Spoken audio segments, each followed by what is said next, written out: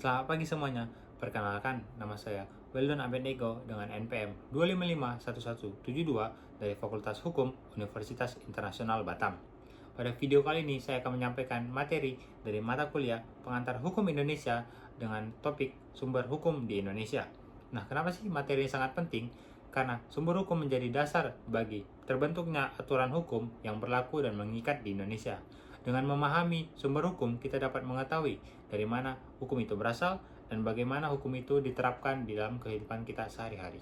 Selanjutnya, sebelum kita membahas topik ini jauh lebih dalam, kita perlu memahami terlebih dahulu apa yang dimaksud sumber hukum itu sendiri.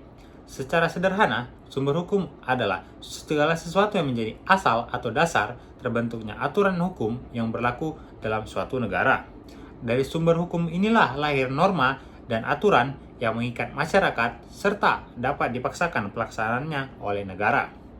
Dalam konteks Indonesia, sumber hukum berfungsi sebagai pedoman bagi pembentukan peraturan perundang-undangan dan sebagai dasar bagi hakim dalam memutuskan suatu perkara.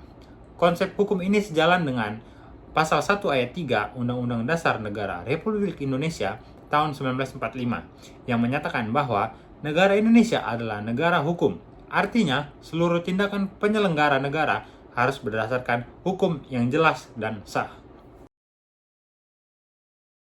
Selanjutnya tentang sumber hukum Indonesia.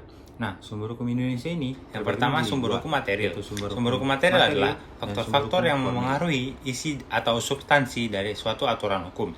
Sumber ini menjelaskan latar belakang sosial mengapa suatu peraturan dibentuk. Faktor-faktor yang termasuk sumber hukum material terbagi menjadi 5, yaitu faktor sosial, seperti nilai adat istiadat dan kebiasaan masyarakat. Yang kedua, faktor ekonomi, seperti kemiskinan, ketimpangan sosial, dan perkembangan industri. Yang ketiga, faktor agama dan moral, yang memengaruhi norma dalam masyarakat. Yang keempat, faktor politik, termasuk kebijakan negara dan kepentingan nasional. Dan yang terakhir, faktor perkembangan ilmu pengetahuan dan teknologi. Sebagai contoh, munculnya aturan terkait perlindungan data pribadi tidak lepas dari meningkatnya penggunaan teknologi digital dan risiko penyalahgunaan data masyarakat. Hal tersebut menunjukkan bahwa perkembangan teknologi menjadi sumber hukum material. Yang kedua ada sumber hukum formil. Sumber hukum formil adalah bentuk resmi yang membuat suatu aturan hukum memiliki kekuatan mengikat dan dapat diterapkan. Dengan kata lain, sumber hukum formil menjawab pertanyaan, melalui bentuk apa suatu aturan hukum dapat diberlakukan secara sah. Sumber hukum formil dibagi menjadi 5 di Indonesia. Yang pertama ada peraturan perundang-undangan, yang kedua ada kebiasaan atau hukum adat, yang ketiga jurisprudensi, yang keempat traktat atau perjanjian internasional, dan yang terakhir doktrin atau pendapat para ahli hukum. Melalui sumber hukum formil inilah suatu norma sosial berubah menjadi norma hukum yang mengikat. Selanjutnya tentang dasar hukum yang berkaitan dengan sumber hukum Indonesia. Yang pertama pada pasal 1 ayat 3 Undang-Undang Dasar Negara Republik Indonesia tahun 1945 yang menyatakan bahwa Indonesia adalah negara hukum.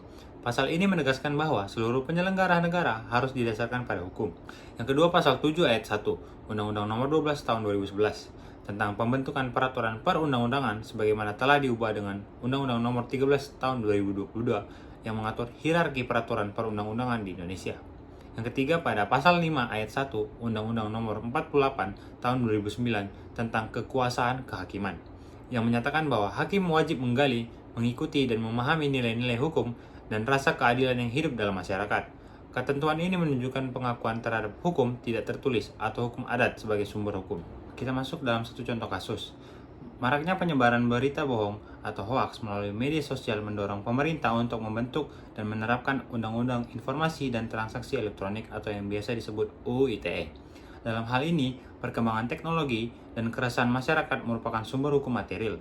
UU ITE sebagai peraturan tertulis merupakan sumber hukum formil yang digunakan untuk menindak pelaku. Contoh ini menunjukkan bahwa sumber hukum material dan formil saling melengkapi dalam pembentukan hukum. Sebagai penutup, dapat disimpulkan bahwa sumber hukum Indonesia merupakan landasan utama dalam pembentukan dan penegakan hukum nasional. Sumber hukum material menentukan isi dan arah hukum, sedangkan sumber hukum formil memberikan kepastian dan kekuatan mengikat hukum. Refleksinya, pemahaman terhadap sumber hukum sangat penting agar masyarakat tidak hanya mengetahui aturan hukum, tetapi juga memahami alasan dan nilai keadilan di balik lahirnya suatu peraturan. Dengan demikian, kesadaran hukum dapat tumbuh dan hukum dapat berfungsi secara efektif dalam kehidupan bermasyarakat. Sekian video penyampaian materi dari saya. Jika masih banyak kekurangan mohon dimaafkan. Terima kasih atas perhatian teman-teman juga. Selamat pagi semuanya.